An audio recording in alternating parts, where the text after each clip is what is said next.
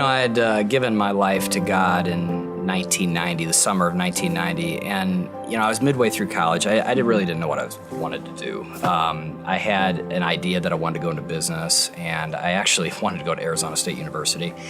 And I put all that on hold, and for an entire year, I just worked locally in Rockford and tried to figure out what I was supposed to be. As a young adult, that was obviously a stressful journey to a certain degree. But anyway, I really volunteered a lot at this church. I would go to work from about 6 a.m. until 2:30 in the afternoon. I was first shift, and I then would spend the rest of the day and the evening hanging out here at the church doing whatever I could. If they wanted me to organize pieces of paper, I would organize pieces of paper. If they wanted me to clean the youth room, I'd clean the youth room. I hung out in the youth office. I didn't know what to do. But the more that I did that, the more that I sensed that God was saying, this is what I want you to do for the rest of your life. And what I loved about it is that I got to be a part of seeing people's lives change. Genuinely change. That became, and this is a weird word, but that became addictive. We say this all the time, we're addicted to life change.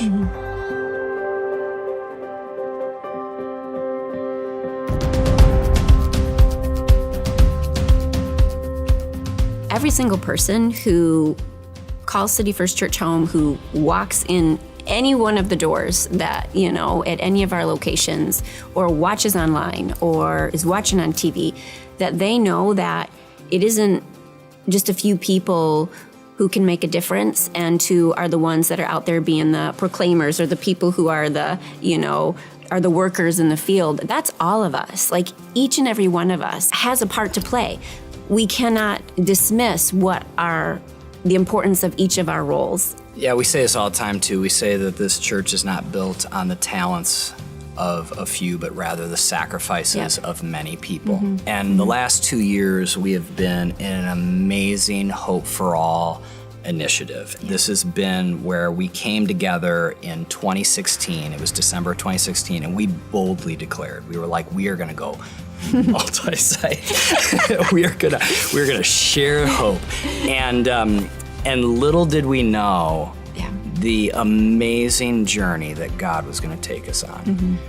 Back then, the church was called Rockford First, which is not a great name if you go outside of Rockford. And so we were going to change the name, and we did that in January of 2017, and we changed the name to City First Church. And we said boldly, God, we have faith to believe that you're going to use us. Now, less than 2 years later, we've gone from 1 location to 4 locations, 5 if you include the online location. We have hundreds and hundreds and hundreds of more people that have joined the church family at Cape Coral, at places like God Behind Bars, Dixon, or Hardy. To see what God does on a weekly basis, literally, there have been thousands of people that have found faith in Jesus in just the last 2 years. Thousands, not hundreds, thousands. And to see what God has done. And now in February, we're going to launch another location up in the State Line area at Hononegah.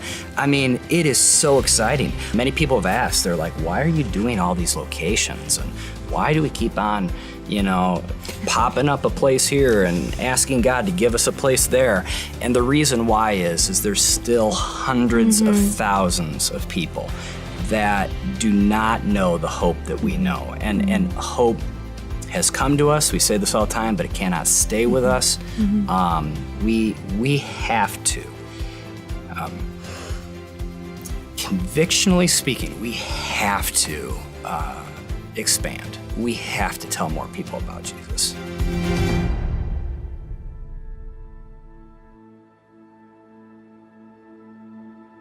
The Bible says in Matthew 25, Jesus is talking, and he said, when I was naked, you clothed me. When I was hungry, you fed me. He goes down this list, and then he says, when I was in prison, you came and visited me. And his followers were like, when were you hungry? When were you not clothed? And when were you in prison? And he said, when you do it to one of these, meaning individuals that can sometimes in society be marginalized or forgotten, or they are in a place that they are disadvantaged for one reason or another. When you show love and grace and you extend hope to one of them, Jesus is saying, you do that to me. And so for us, I mean, that's a direct hit. That's a bullseye. I mean, that doesn't even, I hope this doesn't sound bad. You don't have to pray long about that. No. You just do it.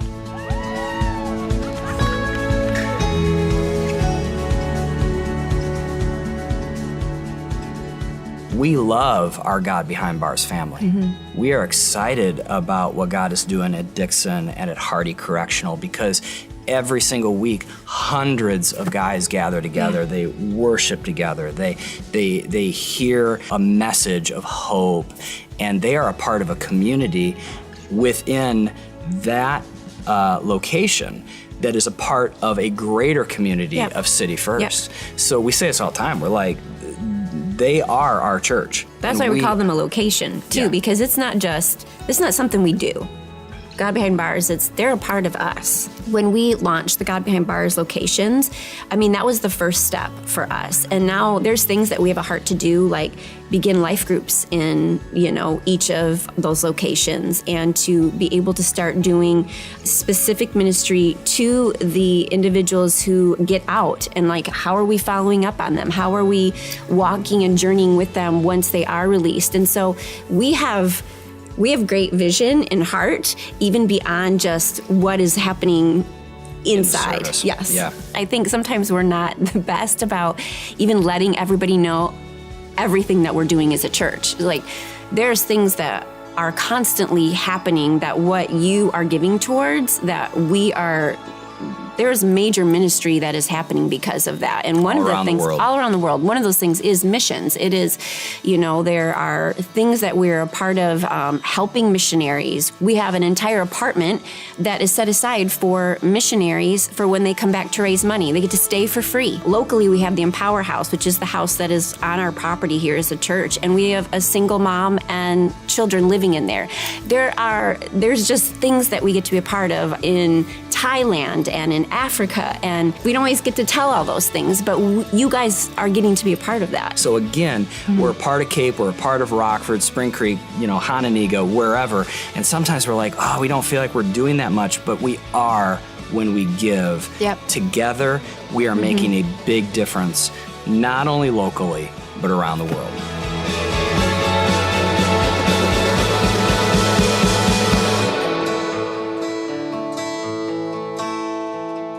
I think you hear Jen and I talk a lot about putting a focus outward and trying to be able to come alongside people that are far from faith and invite them to be a part of City First. But also, there is an importance and a priority on taking care of those who are already a part of City First. One of the areas that, honestly, it's a burden on our heart is our kids' spaces at our Cape Coral and our Spring Creek locations. We can't think of the children as that's the church someday. They're the church now. And many of them are encountering all kinds of challenges, whether it be at school or family, or even just the fact that we want to train up a child in the way that they should go. In other words, let's teach them at a young age about Jesus. Let's teach them that they have a purpose in God. They don't have to discover that after brokenness. They can avoid brokenness. And so it's such a priority to us to take care of our children. And both at Cape and also at Spring Creek, we need to improve the kids' spaces. This is, I'm telling you, this is of uber importance. At Spring Creek here, one of the very first things that we did after we became the senior leaders is that we refurbished our kids' spaces, but that was 10 years ago.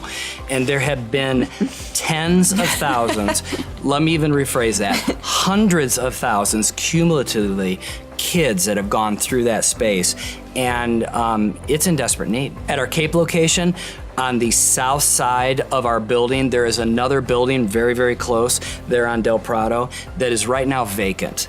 And it would be a great ministry space for kids.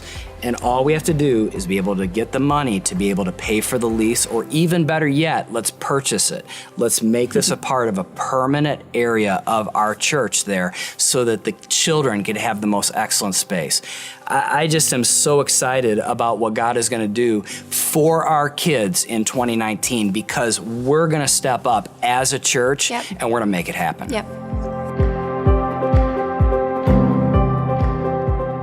The idea of calling this legacy, I think, is important, because legacy means that you're living your life now in such a way that you're going to be remembered in a certain way, and your legacy is how people remember you. Your legacy are the contributions, whatever they are, that you make to better other people's life.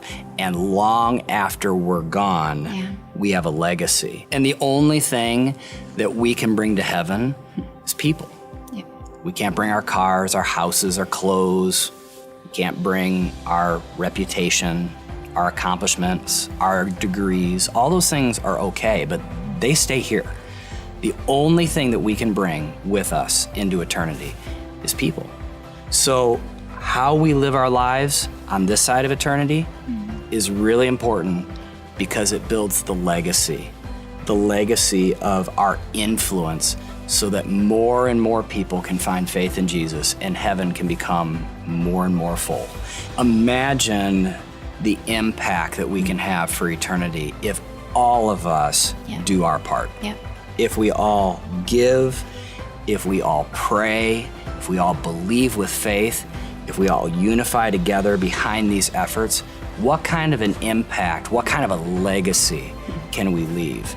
I think we will see God do amazing things, and I want to be a part of it.